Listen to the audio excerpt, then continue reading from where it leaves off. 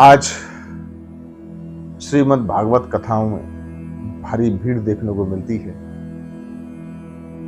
क्योंकि स्पष्ट लिखा हुआ है कि कलयुग में भक्ति तो बहुत होगी, लेकिन भक्ति ज्ञान वैराग्य दूर हो जाएंगे भक्ति से।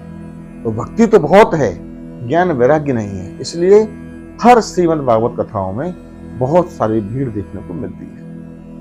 बड़े बड़े पंडाल बनाए जाते हैं, लेकिन भीड़ ही होती है, वहां ज्ञान और वैराग्य नहीं होता है। एक और आजकल नया प्रश्न चला है कि श्रीमद् भागवत में कि बड़े बड़े होर्डिंग, बड़े बड़े बोर्ड सोशल मीडिया पर और प्रिंट मीडिया पर बड़े प्रचार किए जाते हैं कि श्रीमद् भागवत कथा का रसास्वादन होगा। लेकिन भागवत कथाओं में भजन हर 10 मिनट बाद भजन देखने को मिलता है। भजन के हम विरोधी नहीं है, भजन भी बहुत जरूरी है, लेकिन भजन ही करने हैं तो भजन संध्या का नाम रखो। आपने फिर श्रीमद् भागवत कथा का नाम क्यों रखा? ये तो यही हो गया, हम आपको दावत देंगे 5 सितारा होटल में, 5 सितारा के नाम से आपने कार्ड उठवा दिए और आपने फिर पत्तल की दावत नीचे बैठने की दे दी और उसमें भी खाने को कोई व्यंजन नहीं। यानी आपने श्रीमद् भागवत के नाम से लोगों को आमंत्रित किया है और भागवत का रसास्वादन नहीं होता है। एक दृष्टांत से आप समझ सकते हैं कि भागवत में भजन कितने होने चाहिए। वैद्य की दवा कड़वी होती है और श्रीमद् भागवत गीता में इस पर लिखा गया है यत तग्रे विस्मय परिणामे अमृतम। जो दवा, जो बात पहले कड़वी होती है, बाद में वो मीठी होती है, और जो दवा पहले मीठी होती है, बाद में वो विष पैदा करती है। बहुत ही स्पष्ट तरीके से समझाया गया है। इसलिए आयुर्वेद की दवाएं अधिकांश तरह कड़वी होती हैं। तो वैद्य जी ने अपने पेशेंट से कहा कि ये दवा है, आप कड़वी है लेकिन खा लोगे तो निरोगी हो जाओगे, लेकिन हल्का सा शहद लगा के खाओगे तो आराम से आप दवा को खा सकते हो।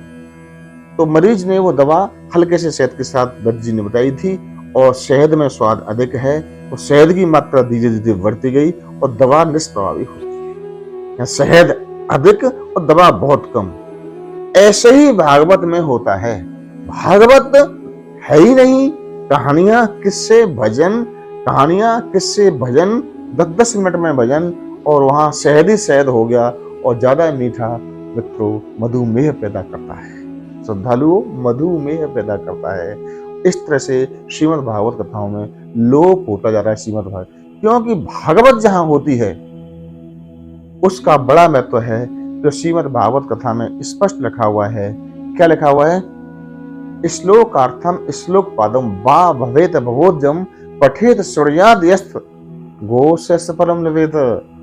जहां पर श्रीमद् भागवत का एक श्लोक, आधा श्लोक या छोटा सा भाग भी श्रोता सुन लेते हैं तो उसे 1000 गायों को पुण्य दान करने का पुण्य प्राप्त होता है। नित्यम मम कथा यत् तिष्ठन्ति वैष्णवा काल वैया नराष्ट्रवे ये अर्चंत सदा मम। महात्म्य में कहा गया है, जहां पर मेरी कथा होती है, श्रीमद् भागवत कथा होती है, तो वहां कली का प्रभाव नहीं होता है, और विष्णु, पार्षद, ध्रुव और प्रहलाद वहां सुरक्षा करते हैं। तत्र सर्वाणि तीर्थानि नदी नंद सरांच च यज्ञ नित्यपुरी नित्यम पुण्य। यज्ञ सप्तपुरी नित्यम पुण्य सर्वेच्छ सुलुच्या। जहां श्रीमद् भागवत कथा होती है, संसार के सभी पवित्र सरोवर, संसार की समस्त पवित्र नदियां, संसार के समस्त पर्वत अपना स्वरूप बदल करके श्रीमद् भागवत का श्रवण करने आते हैं। इसलिए वहां पर कली का प्रभाव नहीं होता है, कलयुग का प्रभाव नहीं होता है। और भगवान की उपस्थिति कैसी रहती है? बहुत अच्छा श्लोक है, यत्र तत्र चतुर्वक्त्र श्रीमतम भागवतम भवेत गच्छामि हम तत्राहम गौर यथा सुदवत्सला। जहां जहां श्रीमद् भागवत होती है वहां पर मैं वैसे ही चला जाता हूं जैसे सुत वत्सला मां गाय के पास चली जाती है। पूरी भागवत हो गई, 7 दिन समाप्त हो गए और पंडित जी ने श्लोक भी नहीं बोला। उसकी गलती नहीं है पंडित जी की। क्यों? ज्ञान वैराग्य खत्म हो जाएंगे कलयुग में, केवल भक्ति रह जाएगी।